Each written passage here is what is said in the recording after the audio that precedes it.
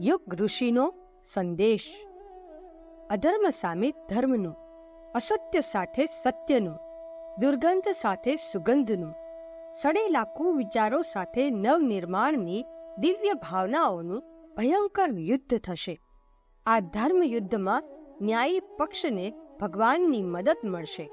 કૌરવોની વિશાળ સેના સામે પાંડવોનું નાનકડું સૈન્ય તથા રાવણની અસુરોની વિશાળ સેના સામે રામનું વાનરોનું નાનકડું સૈન્ય વિજયી બન્યું હતું.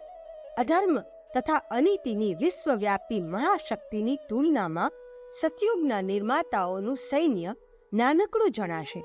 પરંતુ હું ભવિષ્યવાણી કરું છું કે નજીકના ભવિષ્યમાં ઈશ્વરના કોપના અગ્નિમાં બધા જ પાપો તેમજ પ્રપંચો બળીને ભસ્મ થઈ જશે અને સંસારમાં સર્વત્ર સદ્ભાવોની વિજય પતાકા ફરકશે. અખંડ જ્યોતિ, જાન્યુઆરી 1943, પેજ 16. યુગ ઋષિનો સંદેશ. સંપાદન સંકલન યુગ નિર્માણ યોજના, મથુરા. મનુષ્યનું ચિંતન અને મનોબળ એક પ્રકારનું જ કલ્પવૃક્ષ જ છે. તેનો સદુપયોગ કરનાર, સકારાત્મક ચિંતન કરનાર માણસ પોતાના જીવન લક્ષ્યને પ્રાપ્ત કરી લે છે.